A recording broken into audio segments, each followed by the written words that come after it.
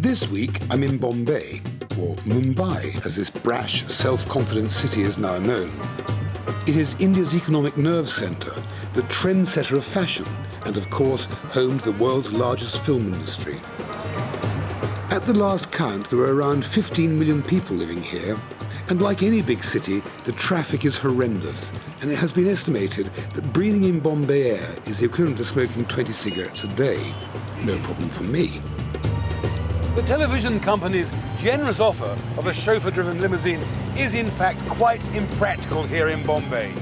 The traffic is congested by over 50,000 of these black and yellow taxis, which buzz around the place like angry bumblebees.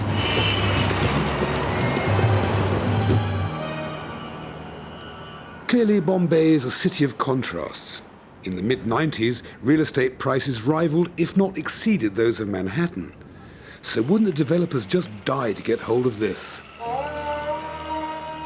The Kohli, who live in this village so avariciously earmarked by the plutocratic developers, are the oldest inhabitants of Bombay. They had migrated from Gujarat. In the local language, Kohli means spider, or fisherman, a simple allusion to the fisherman's net as a spider's web. 15,000 people live, or should I say, exist in this would-be golden plot right in the heart of the city. Bombay is so desperately short of water, it's rationed for just 2 to 3 hours a day. And whether you live in Bollywood Heights or in a simple village like this, it's the same for everybody. The difference is here, they've got metal pots. In Bollywood Heights, at least they have some tanks in the roof. On a lighter note, and this is after all a food programme, here's a little bit about street food, something the people of Bombay, along with me, really enjoy. Here in the Cow Galley, or Eating Alley as it's known, you can enjoy freshly prepared snacks like samosas, onion fritters, masala dosas and pav bhajis. So here are 3 delicious Indian snacks a la Floyd. I've decided to go into business, so I've bought this food stall here in Bombay. One of the most popular dishes my colleagues, and therefore my peers, serve a thing called a pav bhaji, a very simple vegetable curry. And it's made from tomatoes, cauliflower, potatoes, peas, chili powder, this pav bhaji masala, which you can buy, or indeed get a really good Indian cookbook and make your own, turmeric, garlic, ginger, and onions. And it's all terribly simple, except they cook it on this blasted plancha thing. And they, who've been doing it for years, find it very easy. I will find it very difficult. But we'll start with the onions. And as soon as they soften, add some ginger and some garlic. Let those cook away for a little bit. I've had supreme technical advice this morning from the Bombay Ladies Department of the Good Housekeeping Institute, who've been peering over the counter all morning saying, no, it is not like that. But yes, it is like this. Then we put some tomato onto that. Some chili powder. Some turmeric. And then the most essential ingredient is the pav bhaji masala, which is a mix of red chilli, cumin seeds, coriander seeds, turmeric, to name but a few. Cook this right down now till we have a nice base. All the glorious colours of the Indian subcontinent. Then we'll add some cauliflower.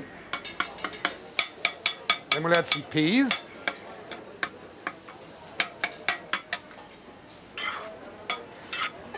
This is typically Indian fast food. Then we'll add some potato, diced already cooked potato. And let that carry on cooking for about another 5 or 6 minutes, if that.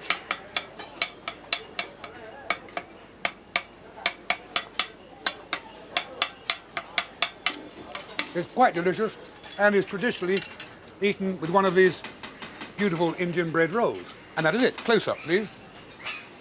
Excellent. My next dish is a simple dish of mashed potato, flavoured with coriander, chilies, chaat masala, get some from your local Asian store, salt, mint and ginger. All you do, chuck in some ginger, some mint, chilies finely chopped, loads of coriander, fresh coriander that is, chaat masala, which contains things like cinnamon and ginger, poppy seeds, dried mango, really nice stuff indeed. Some corn flour, some salt, then we have great fun. Then you roll it into little balls. Yeah. They're all standing behind me, shaking their heads and looking a bit bewildered. No more so than I, of course. Right, we've got 4 there. That'll do for the second. Let's rinse the old hands. Then we'll plop these in.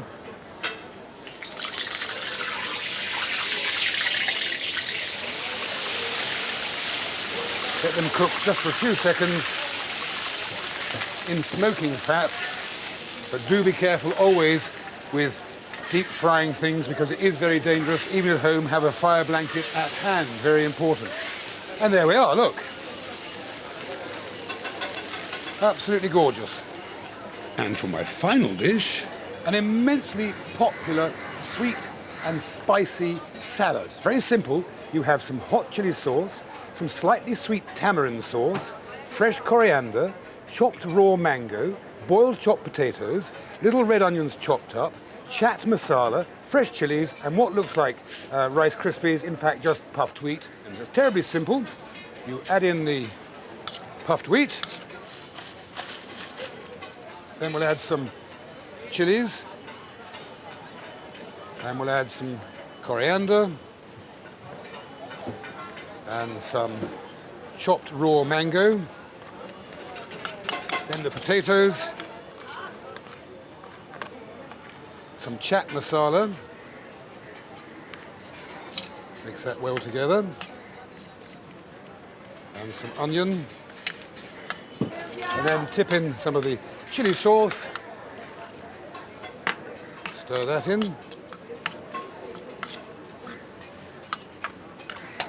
and then the tamarind sauce,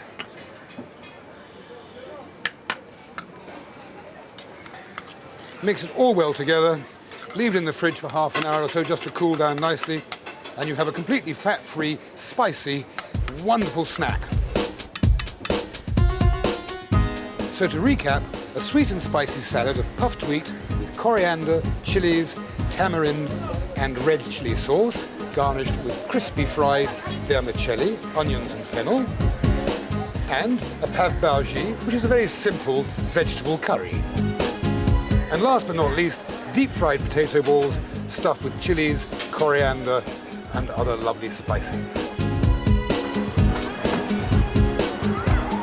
I know many of you wonder how I manage to always be so immaculately dressed, pressed and spruced. Well, I use a very special laundry service. I send my dhobi to Bombay, where it is immersed in curiously coloured water, flogged on a stone to within an inch of its life, and thrown onto the roof to dry under the burning Indian sun. Something I would like to do to certain directors and television critics. But despite the apparent confusion, tons of clothes washed daily, dried and pressed with charcoal-fired irons seldom go astray. Note, the hand-operated spin dryer is known as the flying dhobi.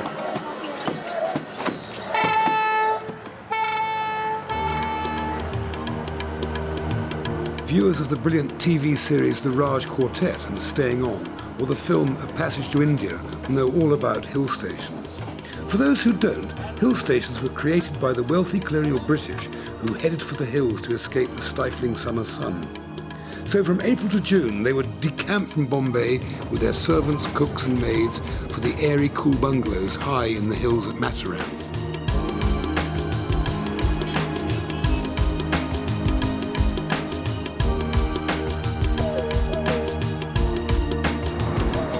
We lurched gratingly up the steepening track that twisted and turned like a snake on burning sand up the barren mountainside. From the unglazed windows, the views across the hazy plain below are breathtaking.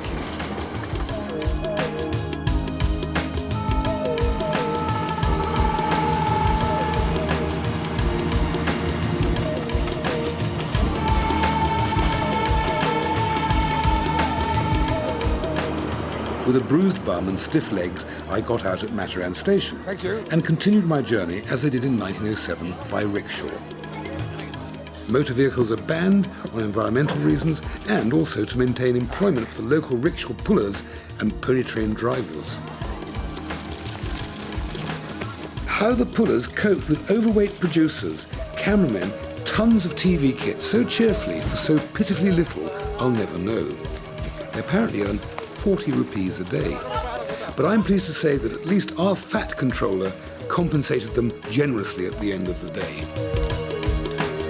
Happily, now Matheran is still a summer haven for Bombayites, but it is fun to imagine what life was like in this elegant bungalow called Gulistan, Place of the Roses, in former times. It was built in 1902 for a British spice merchant, when manners, strict etiquette, social formality and a sense of divine righteousness prevailed. You can well imagine the social flowers of the day would sip tea on the veranda, close their eyes and think of England.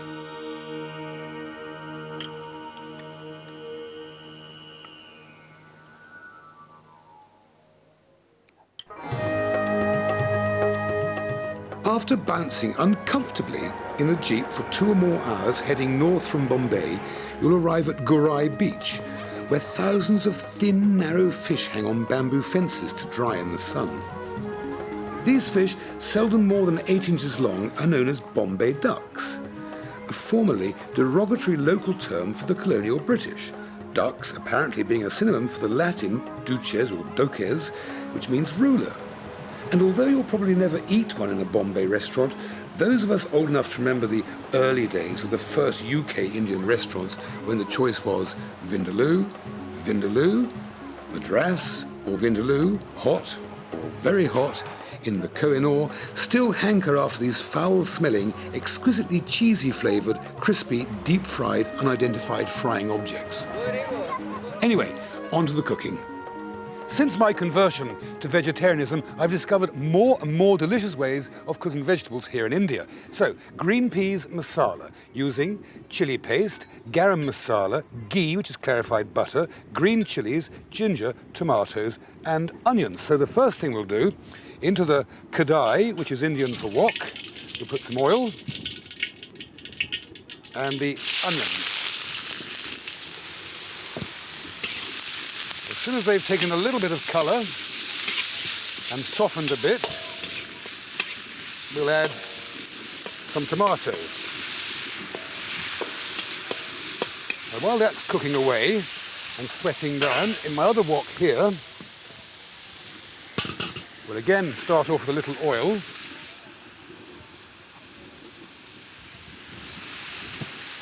And as soon as that's a bit hot, we're going to crackle some fenugreek seeds and some cumin seeds and some curry leaves. Once they crackle, that brings the flavour out of them. Then we'll add some chilies, green chilies. Oh, it smells delicious. Some garlic paste, some turmeric, and some coriander powder. And then tip in the tomatoes and about ½ pound of sugar For my sweet and sour green tomato curry. And a little tiny drop of water. And we let those simmer gently away until they're softened. It is as simple as that. Meanwhile, over here, these have nicely come down, so we'll add some green chilies, some chopped ginger, some chili paste. It's quite a hot dish, this one. Then some garam masala. Stir all those around. Again, all helps release the flavours. Meanwhile, the tomatoes are coming on very nicely.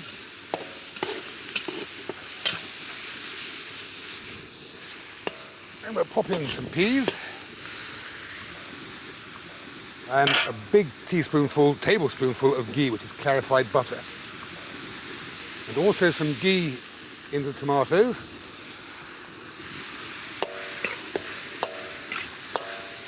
That's it. My dishes are nearly ready.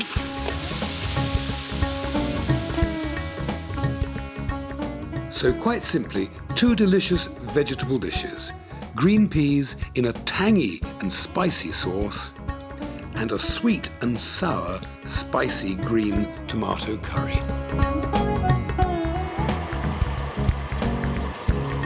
Lassi is a very popular drink. It's made from yogurt, and you can have it salted or sweet or even with fruit. This chap sells about 500 drinks a day at only 10 rupees, about 15p. But what's unusual is it's served in these terracotta pots. Firstly, it keeps it cool. Secondly, it maintains its flavour, which is very nice, by the way. And thirdly, they're disposable. There's no washing up.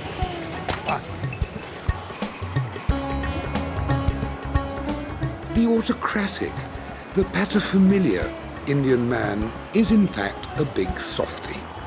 He likes home cooking, mummy's cooking, the wife's cooking. But being the industrious breadwinner he is, he has no time to go home for lunch. So here in Bombay, lunch is sent to him at the office. First, wife cooks his favourite meal in accordance with his religious taboos and pops the courses into round dishes in a tiffin tin. Second, she puts on the train to central Bombay, where it's collected along with 170,000 others per day by dabba wallahs, who load the tins onto a huge tray, which they bounce on their heads and deliver by foot and without error to the salivating executive. So, let's have a look at what the typical Bombay office worker might have for his lunch. We open up the thing. Ingenious design, I have to say.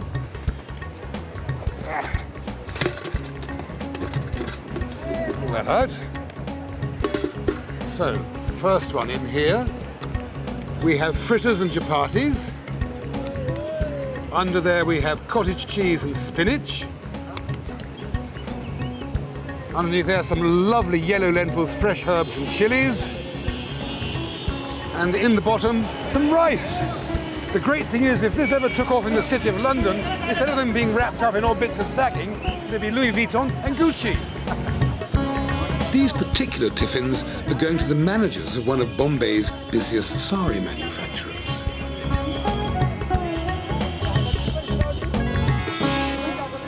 In a very hot country like India, a great way of preserving food is by pickling it. Not only do these pickles pep up your meal, they're also terribly good for your health. Here, for example, we've got mixed pickle, mango pickle, very sour lime pickle, very hot green chili pickle, garlic pickle, for instance. One of my favourites, a very, very sweet lemon pickle, red chili pickle, sweet mango pickle, and turmeric pickle.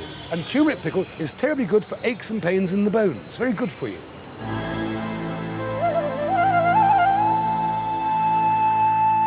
This magnificent archway was built in 1911 to commemorate the visit of King George V and Queen Mary to India. It's on the shore of Bombay Harbour and of course overlooks the Arabian Sea. It was also poignantly and inevitably the place that the British chose to depart when they left India in 1947.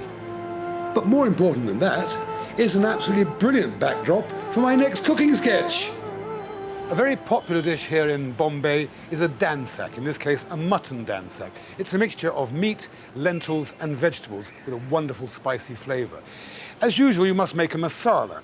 And to do that, firstly, you will toast some coriander seeds, some cardamom seeds, some red chilies, some cinnamon sticks, some black peppercorns, some cinnamon seeds and some fenugreek. You toast those very lightly, then you grind them up with fresh garlic and fresh ginger, and you end up with this resulting rich ochre brown paste.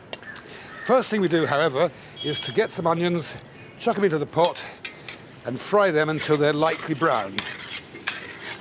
We add in the masala and stir that well in with the onions.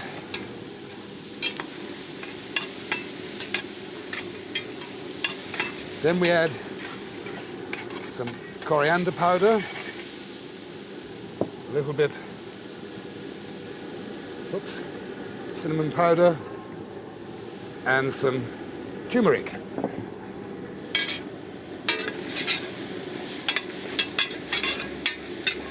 Then as soon as that's all cooked for a few minutes, we actually tip in the meat.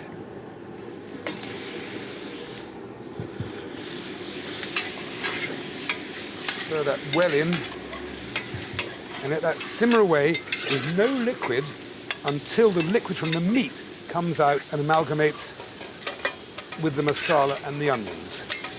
And then we go on to phase 2. Now I'm going to add some mung peas, which I've soaked overnight, and stir those in. Then we add some small split lentils. These are slightly pink ones. And then thirdly, some split bigger yellow lentils, also again as the pink ones, soaked overnight. Stir those in.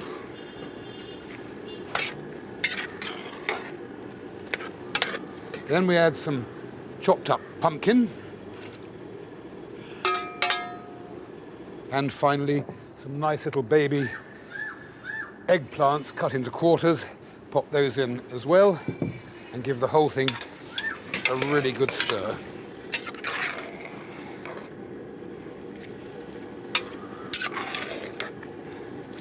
Now we'll pop a lid on that and let that cook for about another half an hour until the lentils have swelled up. And as a final thing, when the dish is cooked, we'll be quickly frying some fresh spinach and popping that into the dish as well. But for the moment, this must continue cooking for at least another 20 minutes. I was feeling very proud of my mutton dansak when one of the chefs came up and said, "What is that?" I said, "It's mutton dansak." He said, "No, it isn't." But I'm telling you, it is.